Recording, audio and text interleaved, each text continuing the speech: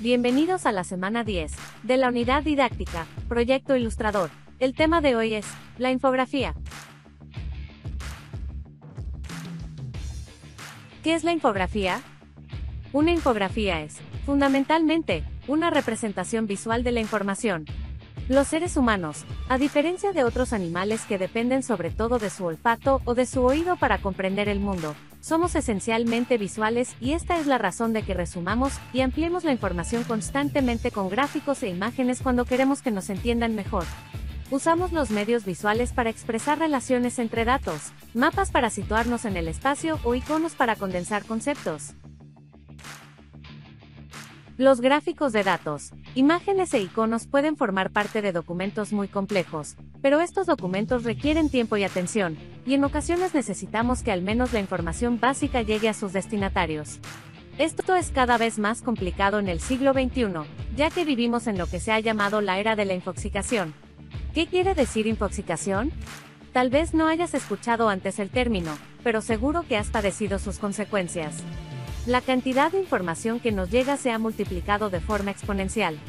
No solo recibimos decenas de correos electrónicos diarios, sino que los mensajes en redes sociales, servicios de mensajería, anuncios callejeros, radio y televisión son cada vez más. Como consecuencia, recibimos más información de la que podemos manejar y lo mismo sucede a nuestros clientes, empleadas y empleados, y en general a cualquier persona a la que queremos hacer llegar nuestros mensajes. Las infografías son un excelente recurso para hacer frente a este problema, ya que nos permiten combinar imágenes, colores, textos minimalistas y datos relevantes, para transmitir los elementos esenciales de nuestros mensajes de una forma atractiva, que sean sencillos de recordar y además, tengan más posibilidades de viralizarse y ser compartidos entre nuestros destinatarios. Una buena infografía sirve para explicar las características esenciales de un servicio, ilustrar los conceptos más importantes de un tema concreto, y transmitir datos de forma que sean relevantes y significativos para tu audiencia. Partes de una infografía. Titular: resume la información visual y textual que se presenta en la infografía. Es directo, breve y expreso. Si se considera conveniente, puede acompañarse de una bajada o subtítulo en el que se indique el tema a tratar, pero es opcional. Texto: proporciona al lector en forma breve toda la explicación necesaria para comprender lo que la imagen no puede expresar. Cuerpo: contiene la información visual que puede presentarse a través de gráficos, mapas, cuadros estadísticos, diagramas, imágenes, tablas, etc. También se considera la información tipográfica explicativa que se coloca a manera de etiquetas que pueden ser números, fechas o palabras descriptivas. Dentro de la información visual siempre hay una imagen central que prevalece por su ubicación o tamaño sobre las demás, y de la cual se desprenden otros gráficos o textos.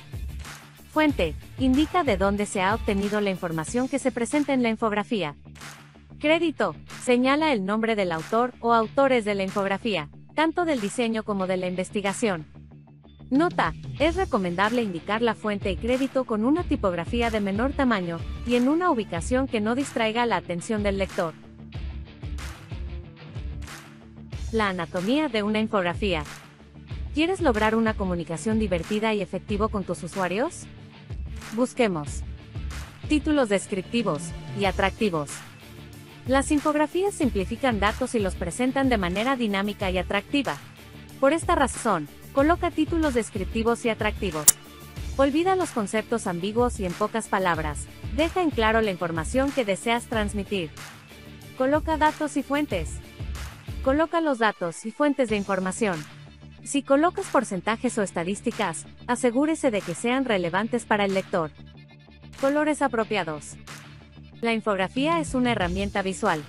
Puedes hacer uso de los colores de tu empresa o un tono que se ajuste a la información que compartes. Evita los colores fluorescentes. Elige bien los gráficos.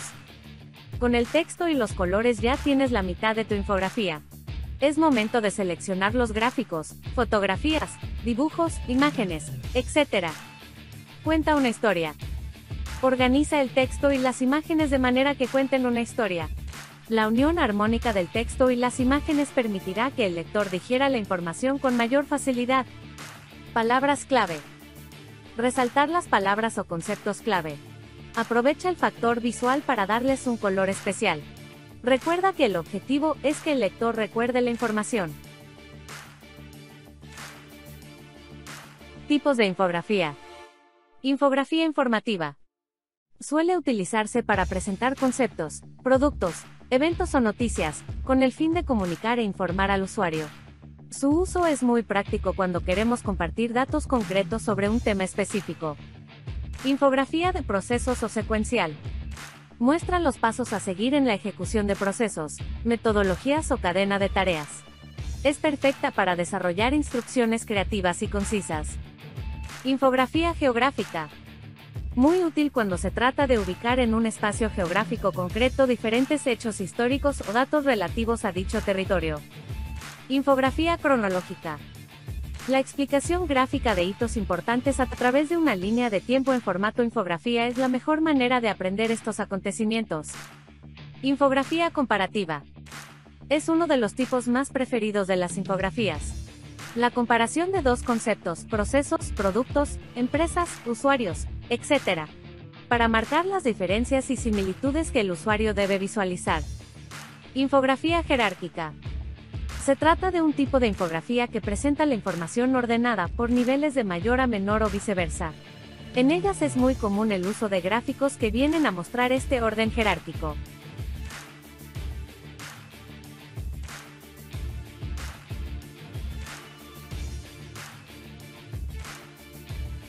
Paso 1. Buscar y recopilar información. Es vital recopilar mucha información, saber cómo utilizarla y ordenarla para poder plasmarla en la infografía. Hay una gran cantidad de bases de datos, así como herramientas para analizar, que te ayudarán a la hora de investigar.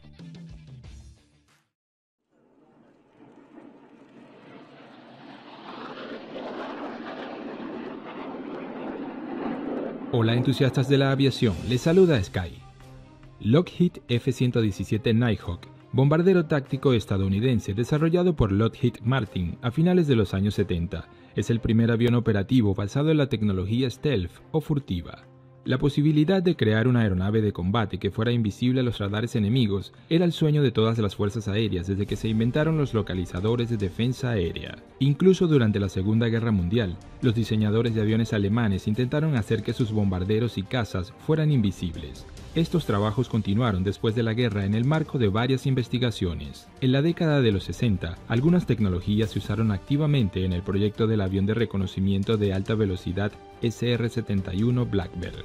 Sin embargo, en su desarrollo prevaleció la velocidad sobre la invisibilidad. El avión estaba equipado con dos enormes motores a reacción y el fuselaje se sobrecalentaba durante el vuelo. Así que el Blackbird no se hizo invisible, pero ya se veía el potencial.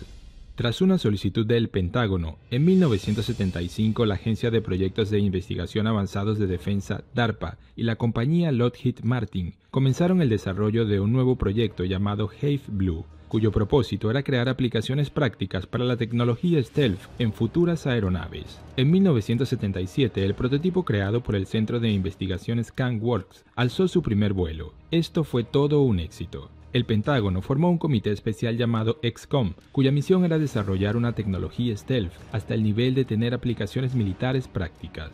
Basándose en los logros de Hive Blue, este comité aprobó el programa ATV, que se convirtió en el bombardero estratégico B-2 Spirit, el programa Senior Prone, el misil de crucero furtivo ACM y finalmente el programa Senior Train, que resultó en la creación del F-117. La parte principal de los trabajos de los programas Hive Blue y Senior Train fueron desarrollados por los laboratorios ScanWorks y el trabajo sobre el futuro F-117 se le otorgó al dueño de estos laboratorios, la compañía Lockheed Martin.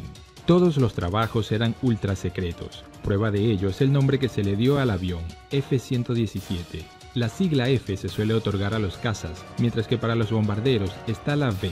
Además, según una regla no escrita en la Fuerza Aérea de Estados Unidos, los números de 3 dígitos se les dan a los proyectos secretos. Así que, digamos que la discusión sobre estos aviones fuera de las zonas de trabajo era por lo menos indeseable.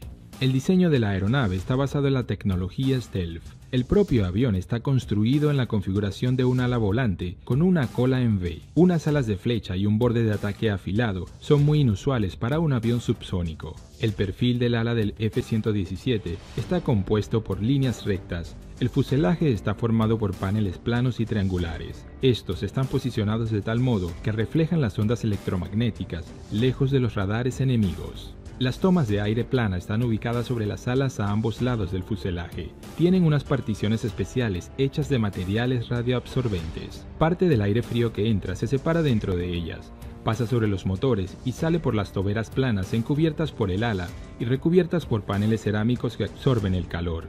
Este sistema reduce la visibilidad infrarroja del avión. Los materiales compuestos y los recubrimientos radioabsorbentes se usan extensivamente en el diseño del F-117. Solo el 10% de la estructura está hecha de metales.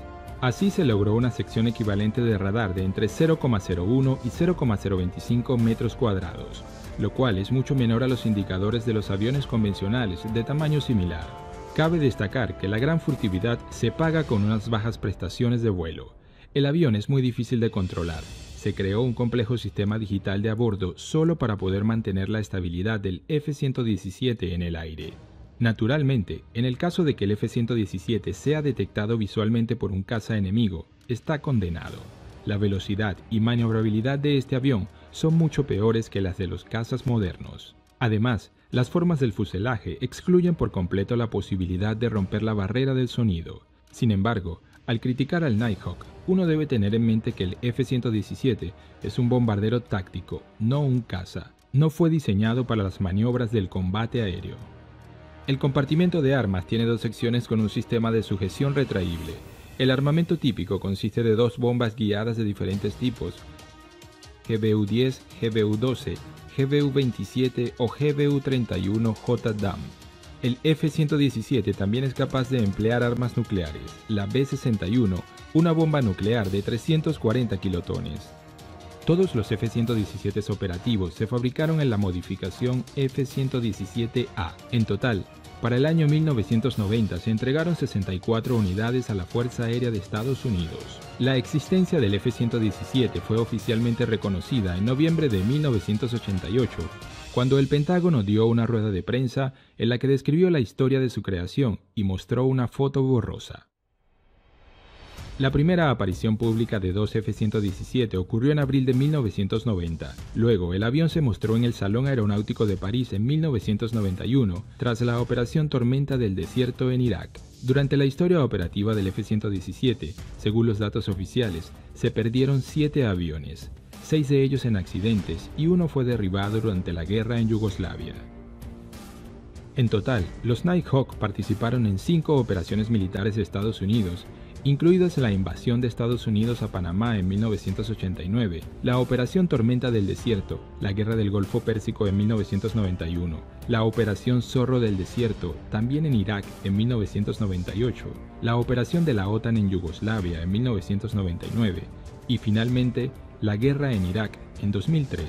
La Fuerza Aérea planeaba utilizar los F-117 hasta 2018, pero la subida de los costes del programa del F-22 Raptor y la obsolescencia de este bombardero contra cazas modernos le obligaron a abandonar el F-117 a favor del F-22. En abril de 2008, el F-117 Nighthawk fue oficialmente retirado de la Fuerza Aérea de Estados Unidos.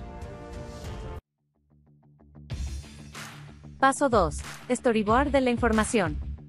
Una vez tengas toda la información, es recomendable organizarla de manera jerárquica. En casi cualquier pieza de la investigación, hay un protagonista que conduce la historia.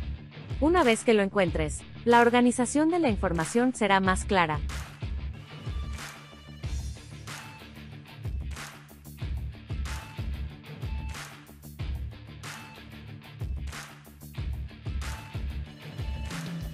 Paso 3. Esbozo del diseño. Antes de empezar con el diseño final de la infografía, es recomendable empezar primero con los elementos secundarios como por ejemplo, gráficos de barras, los logotipos de las empresas implicados, una barra inferior para añadir las fuentes, etc. A continuación, ya tendrás una idea de cómo ves la pieza final. Paso 4. Junta las piezas. Ahora que has preparado cada componente, ya puedes idear cómo será el diseño final con el tema que has escogido y la información que has recopilado. Asegúrate de no dejar de lado la historia que quieres explicar con la infografía o los datos que quieres representar.